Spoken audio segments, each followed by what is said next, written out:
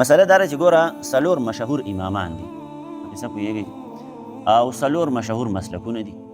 یو ته حنفي مسلک ویلی کېږي، یو ته شافعي ویلی کېږي، یو ته مالکي ویلی کېږي او یو ته حنبلي ویلی کېږي. دا څلور امامان دي، امام ابو حنیفه صاحب، امام شافعي صاحب، امام مالک صاحب او امام احمد ابن حنبل صاحب. دا څلور امامان دي او دا مجتهدین دي. مجتهدین دا چېرې د دوی دا کار دی چې مثال په طور باندې یو هغه شی به ګرځي هغې ته مه ګوره. مثال په طور باندې یو مسله راپېښه شوله، لکه نن سبا ډېر اډوانس دور دی، نوې نوې مسلې راوتلې دي، ډیجیټل مسلې راوتلې دي، لکه بینکونه دي او یو شی دی او بل شی دی، ناشنا نوې نوې مسلې دي. نو دا مسلې به مونږ په کم ځای کې ګورو، دا به مونږ له چا نه زده کوو. نو اول خو مونږ له پکار دی چې یاره مونږ قرآن مجید ته رجوع وکړو او دا مسله مونږ په قرآن مجید کې وګورو چې دا مسله پکې شته دی او که نشته دی پکې. نو په قرآن مجید کې مونږ مسله وکتله او په قرآن مجید کې راته میلاوه نه شوله، پس د هغې به بیا مونږ د پیغمبر علیه صلات وسلام په احادیثو کې دا مسله ګورو چې لکه د پیغمبر په احادیثو کې دا مسله شته دی او که نشته دی. که د پیغمبر په احادیثو کې هم میلاوه نه شوله، نو بیا به مونږ د پیغمبر علیه صلات وسلام چې کوم صحابه کرامو د هغو په اجماع کې به دا خبره ګورو. اجماع مطلب دا دی چې صحابه کرام په یو مسله باندې راغونډ شوي دي چې دا مسله واقعي داسې ده. نو د پیغمبر په احادیثو کې میلاوه نه شوه، په کتاب الله کې میلاوه نه شوه، په قرآن مجید کې، نو اوس به صحابه کرامو پسې ګرځي چې هلکه صحابه کرامو ته دا مسله چېرته راپېښه شوې وه که نه وه راپېښه شوې، هغو ته دا مسله راپېښه شوې وه نو څنګه عمل یې پرې کړی و. نو فرض کړه که چېرته د صحابه کرامو کې هم تا ته میلاو نه شوله دا مسله، نو بیا به ته دغه مجتهدینو له راځې او دغې ته قیاس ویلی کېږي. او دا قیاس د هر چا کار هم نه دی، دا د مجتهدینو کار دی. مجتهد دا دی چې یاره په کتاب الله کې مسله پیدا نه شوله، په حدیث رسول د پیغمبر علیه صلات وسلام په حدیثو کې میلاو نه شوه، صحابه کرامو په اجماع کې میلاو نه شوله، نو اوس به ته په دغه مجتهد پسې ځې او ده ته به وایې چې هلکه دا مسله ما له حل کړه، ځکه د شریعت مسله ده، ما په دې مسله باندې پوهه کړه، زه له پلانکې روزګار کومه، د دې مسله خو نه په قرآن کې میلاو شوله، ملیانو نه ما تپوسونه وکړل، ما ته په قرآن کې میلاو نه شوله، مفتیانو نه مې تپوسونه وکړل، مفتیانو راته مسله ونه ښودله، په دغه کې میلاو نه شوله، حدیثو کې میلاو نه شوله، صحابه کرامو د اجماع نه مسله ثابته نه شوله. اوس ته داسې کار وکړه چې په دغه درې واړو څیزونو باندې سوچ وکړه، په کتاب الله باندې، په سنتو باندې، یعنې پیغمبر په حدیثو باندې او د صحابه کرامو په اجماع باندې، په دې درې واړو باندې سوچ فکر وکړه، خپل دماغ وجنګوه او د هغې نه یو مسله ماته راوباسه چې زما دا مسله حل شي. دقې ته اجتهاد ویلی کېږي، څه باندې پوهېږي. او دغې ته قیاس هم ویلی کېږي چې یاره یوه مسله دوی راواخلي او په کتاب الله کې یو مسله او په هغې باندې قیاس کړي. لکه آسان مثال یې دا دی، ګوره په قرآن مجید کې الله جل شانه شراب حرام کړي دي چې لکه شراب بنس کړي، ٹھیک شو لکه نه انما الخمر والمیسر والانصاب اوږد آیت دی چې الله جل شانه دغه څیزونه په تاسو باندې حلال کړي دي. نو شراب د څه د وجې نه حرام شوي دي؟ شراب د دې وجې نه حرام شوي دي چې لکه په دې کې نشه ده، په څه باندې پوهېږي. نو د دې مجتهد به اوس دا کار وي چې دی به سوچ فکر کوي چې هر هغه څیز چې په هغې کې نشه ده دا به حرام وي. څه باندې رسېږي؟ ځکه شرابو کې علت څه شی دی؟ شراب ولې حرام شوي دي؟ د نشې د وجې نه حرام شوي دي، د سړي عقل پکې کار پرېږدي که شراب یې وڅښل، په څه باندې پوهېږي. نو اوس سوچ کوه چې هلکه هر هغه څیز چې په هغې باندې د انسان عقل کار پرېږدي دی پرې نشه کېږي، هغه به حرام وي. نو تاسو پرې ځان له سوچ کوئ، په څه باندې ورسېدي. نو په چرسو باندې که د حراموالي حکم لګېدل دی، نو دا د دې وجې نه لګېدل دی چې شراب حرام دی او هغه کې نشه وه، نو په چرسو کې نشه ده. یا که پوډر مو پوډر دی که څه بلا ده، که آیس دی، دا شیزونه میزونه نشنه نشنه نومونه دي پکې، رټې ورته وایي،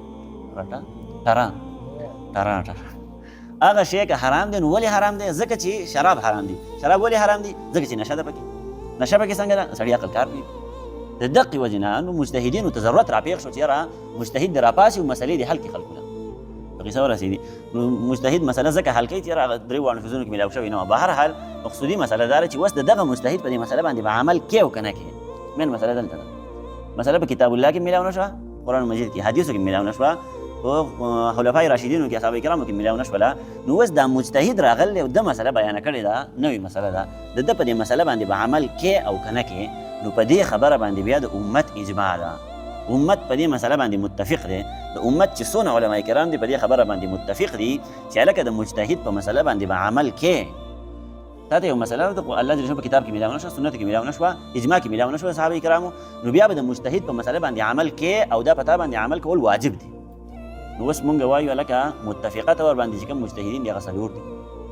څلور امامان دي، څلور مجتهدین په قسم باندې پوهېږي. نو اوس تا له پکار دي چې هلکه دا کومه مسله په دې درې واړو څیزونو کې نشته دی، نو په دې کې به ته د یو امام په مسله باندې عمل کوې،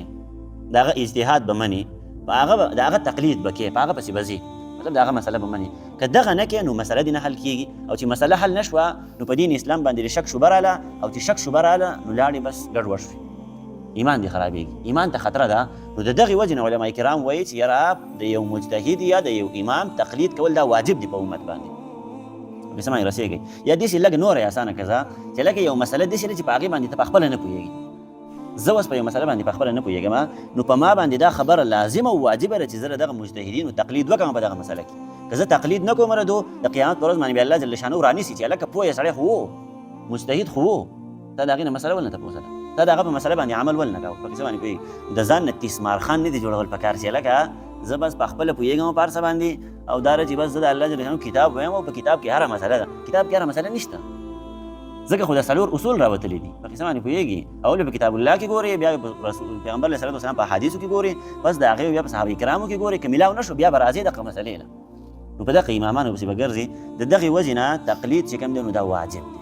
تاسو په مسله ورسېدی جي تقلید مطلب د یو امام تابعداري کول دغې ته تقلید ویلی کېږي په یو مسله کې د یو امام تابعداري کول اوس په دې خبره کې اختیار دی چې مطلب د کم امام کې په دغې باندې د چا سره جګړه نه کوو ټیک شوله که نه کم از کم مونږ تقلید ته واجب وویل چې هلکه تقلید واجب دی اوس دا زور زبردستي په چا باندې نه راولو چې هلکه ته به د پلانکي امام تقلید کوې او د بل به نه کړي